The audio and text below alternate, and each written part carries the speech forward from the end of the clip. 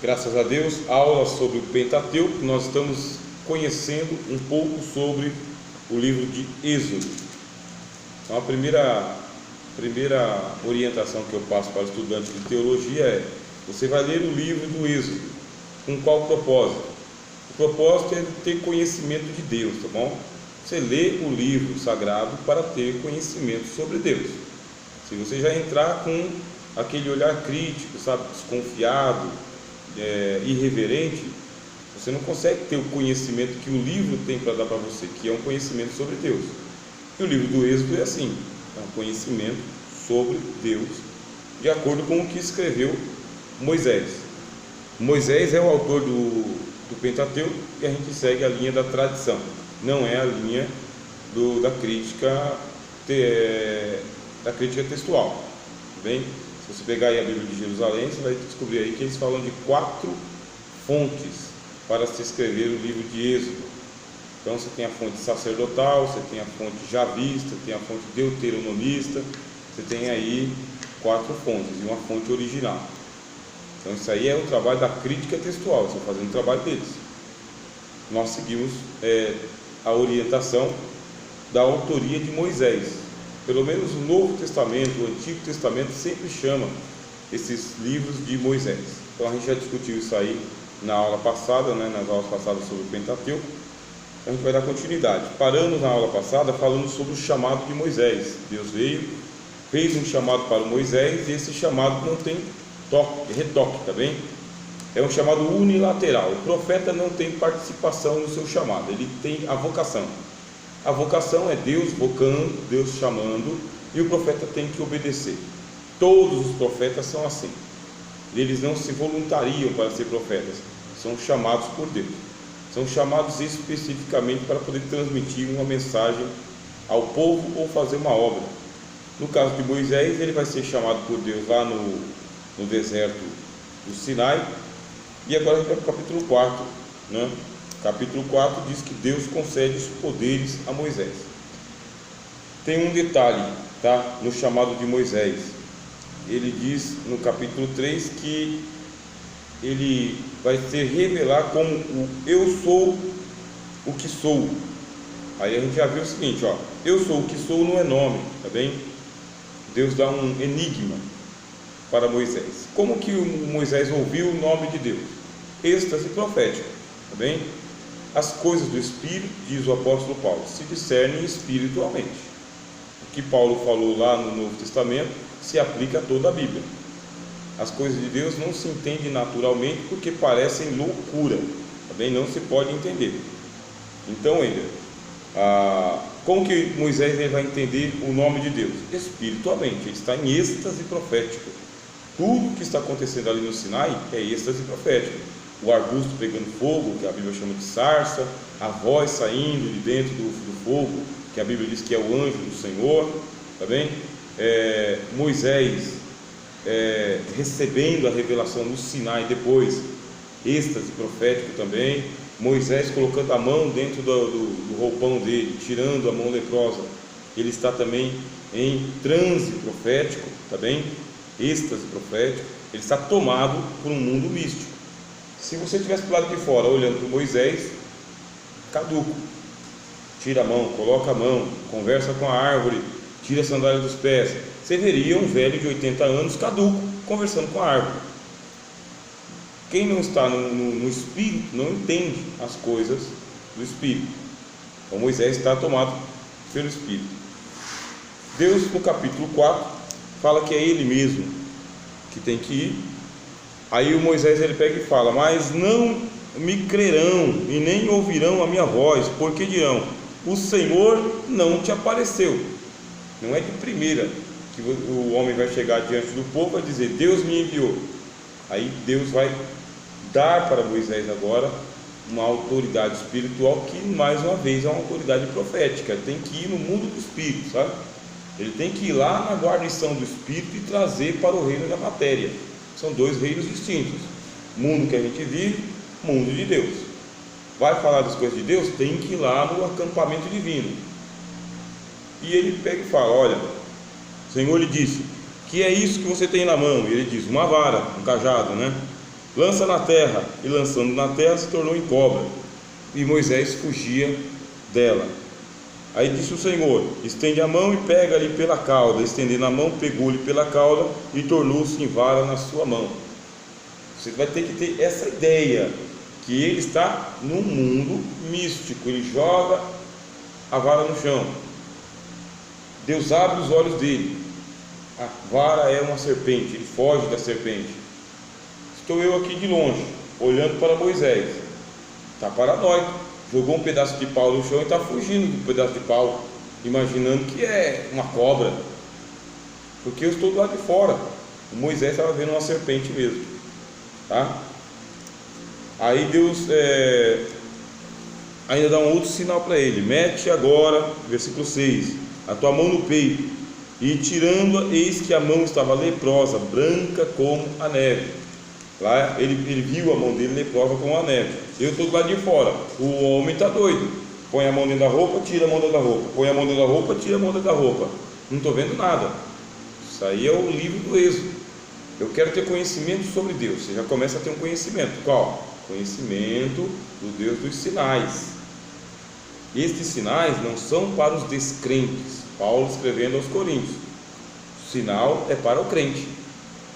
Bem, o Senhor Jesus disse: os sinais seguirão aos que crerem. A profecia é para o descrente, o sinal é para o crente, tá? Então o que acontece? Capítulo 4, ele diz que o povo não vai aceitar. Deus dá para ele os poderes, para ele poder mexer com o cajado. Ele vai até o povo, volta para o Egito. Chegando no Egito, ele faz um discurso diante do povo. Só que esse discurso ele faz diante dos anciãos, tá? Dos representantes. Se você levar em consideração o livro do Êxodo, que diz que o exército, só o exército, era composto de 600.000 soldados, chefes de família, sem contar mulheres e crianças, seria impossível reunir uma multidão de mais de 1,5 milhão de pessoas. O que faz então? Ele pega os cabeças das tribos, das famílias, né? E faz uma assembleia com elas, uma conferência com esses líderes, né? Os anciãos. E diante desses aí ele faz os sinais. Esse pessoal, eles levam a notícia para o povo, sempre é assim. E depois Moisés ele vai até o faraó. Quando ele vai diante do faraó, no capítulo 5, faz os sinais diante do faraó, fala em nome de Deus, consegue uma audiência. Não sabemos como que ele consegue uma audiência, né? Deus está trabalhando, mas as audiências não eram coisa comum diante do faraó, tá? Aí você vai para a cultura egípcia. Faraó, ele é um Deus encarnado, ele é o filho de Ra. Para você ter uma audiência com o faraó, você não fala diretamente ao faraó, você tem que falar por meio dos sacerdotes, porque os sacerdotes eles são os primeiros ministros do palácio de Ra, né? Do palácio de faraó. Então, como que ele consegue uma audiência? Aí vem a crítica textual, que eu falei para você tomar cuidado, né? E a crítica fala que isso é uma novela. Os israelitas piedosos escreveram um livro de Êxodo como se fosse uma novela judaica, tá? Protagonista da novela, Moisés. Coadjuvante da novela, Arão. O tema da novela, o Deus dos israelitas, o Deus Todo-Poderoso, mas é uma novela. Uma ficção, mas não chega a ser uma ficção. Da crítica textual é o seguinte: as coisas aconteceram, mas não foi daquele jeito. Então o autor pegou e colocou um colorido no livro, para virar um romance, tá? Você está fazendo a leitura piedosa. Ele conseguiu uma audiência com o faraó. Quando ele está diante do faraó, aí aparecem os dois magos do Egito. Parece que o apóstolo Paulo dá o nome de Janes e Jambres para esses magos do Egito. Janes e Jambres. A gente não tem certeza, tá bom? Parece. Ele diz: assim como Janes e Jambres resistiram a Moisés no Egito, assim os falsos mestres fazem com a gente aqui. A palavra deles corrói como gangrena. Agora você vê um ponto difícil da Bíblia. O ponto difícil é que o Moisés ele joga o cajado dele, vira cobra, uma serpente, né? E os magos do Egito, eles fazem isso também, eles jogam um cajado. Quando eles jogam um cajado, também viram serpentes. Aí você vai ver como que isso é possível. É porque o palácio do faraó é um palácio místico também. É um palácio cheio de ocultismo. Tem magia, tá? Magia, ocultismo, feitiçaria. O Egito é um mundo que acredita em reencarnação, tem invocação de mortos, bem? Então você não está num Egito que é um Egito assim só físico, só material. É um país espiritualizado. Eu já expliquei isso aqui em aulas passadas, né? Quando a gente estava fazendo patrística, eu falei para você que o Egito é um país espiritualizado. Aliás, o Oriente Médio, aquela parte do planeta ali, é um lugar místico, sabe? Tem um negócio ali diferente. Ali perto no Irã, onde era a antiga Pérsia, no Iraque, onde era o Jardim do Éden, aquele lugar ali é um lugar espiritual. Existem forças espirituais ali. E o Egito é uma fortaleza espiritual também.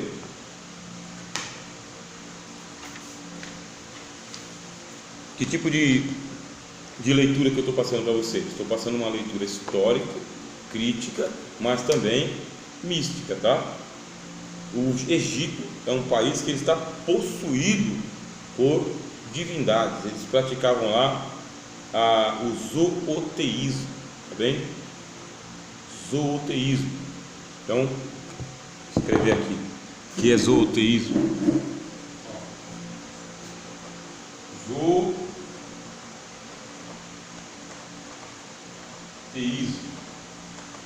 são os animais, tá? Ó, animais que são metáfora para os deuses.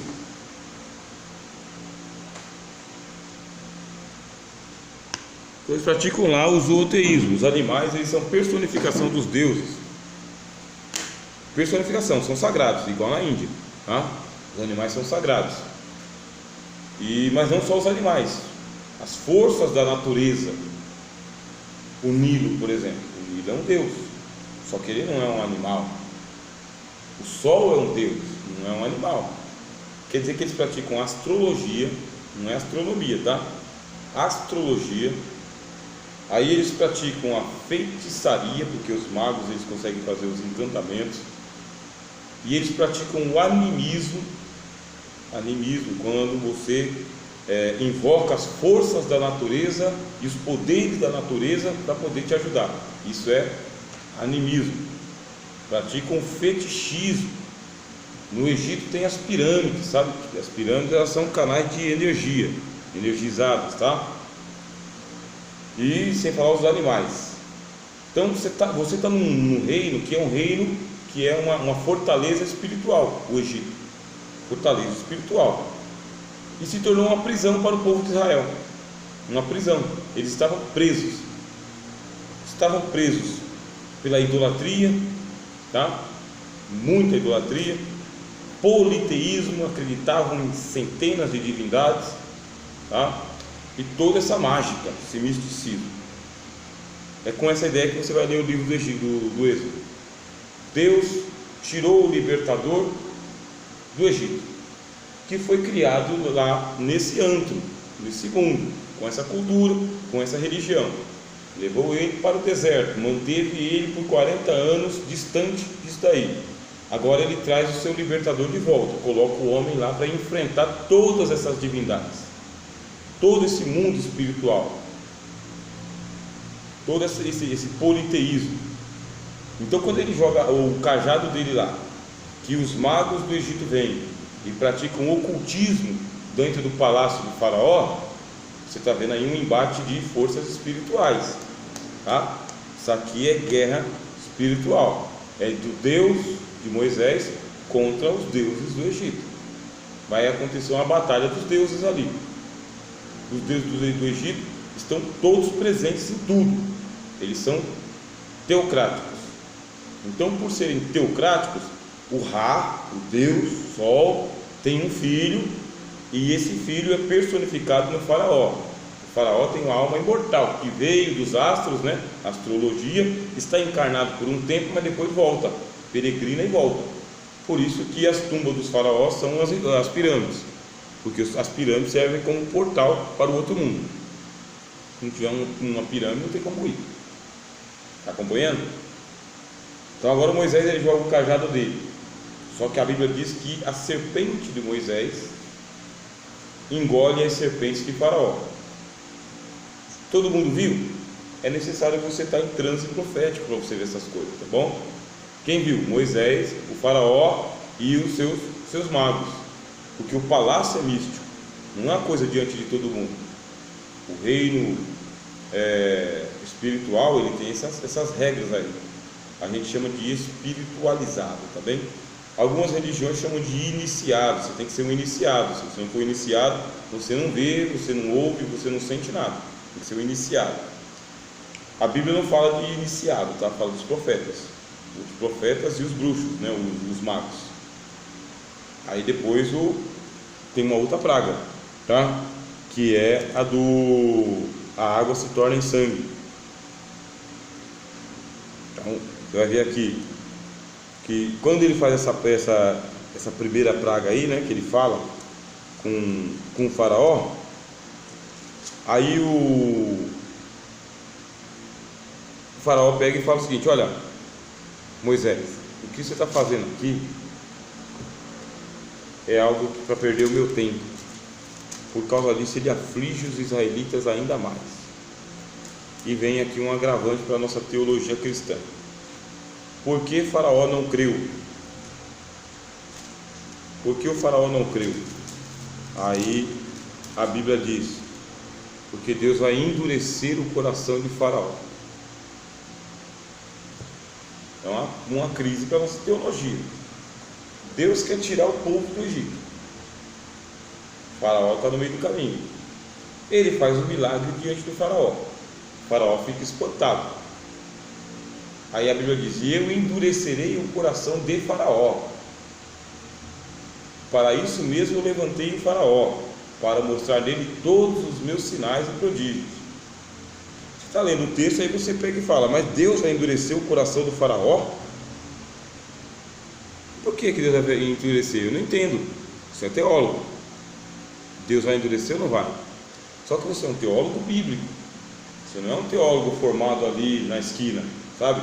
Inventor de teologia. A sua teologia tem que sair das escrituras, senão Deus não vai te dar a palavra nunca. Se Deus te der a palavra e você forçar um texto, Ele não te dá mais. Ele diz que Ele vai endurecer o coração de Faraó. Como que você vai ensinar para o povo que Deus endureceu? O texto diz que Deus endureceu. O que você interpreta à parte é coisa sua, mas você tem que dizer para o povo: o texto diz. Entendeu? Mesmo que você discorde diametralmente, sabe? O texto vai para a esquerda e você vai para a direita. Mas eu discordo do texto, mas o texto diz. Bom, então você lê aqui, ó, capítulo 6.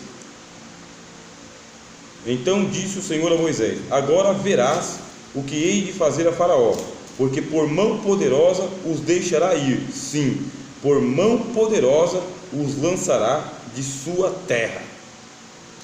Só que antes disso acontecer, por mão poderosa, Deus ele vai endurecer o coração do cidadão chamado Faraó. E o apóstolo Paulo fala em o Novo Testamento que de que se queixa Deus? Porque Ele endurece a quem Ele quer e Ele tem misericórdia de quem Ele quer. O que significa? Você tem um texto no livro do Êxodo, começo da Bíblia, e depois você tem outro texto em Romanos, fim da Bíblia. Você tem a Bíblia inteira falando desse episódio. O Velho Testamento está costurado com o Novo Testamento. O apóstolo Paulo, ele é um israelita, e ele fala: Deus endureceu o coração de Faraó. Então não é uma teologia do Velho Testamento só, é uma teologia que ela chega no Novo Testamento. Você, como teólogo, tem que ter essa franqueza para com os irmãos, seus alunos, quando você estiver ensinando. Irmãos, a Bíblia diz que Deus endureceu. E agora? Endureceu ou não endureceu? Aí o pessoal discute, vai para lá, vai para cá, fala, tudo bem, mas a Bíblia diz que ele endureceu. E não somente no Velho Testamento, no Novo. Endurece a quem quer e tem misericórdia de quem ele quer. E isso vai acontecer inclusive com o Senhor Anticristo, tá? O Anticristo é um cara que Deus vai levantar, e Deus vai levantar de propósito, não é um acidente da natureza. Bem, o Anticristo é um juízo, um flagelo de Deus também, como é o caso do faraó.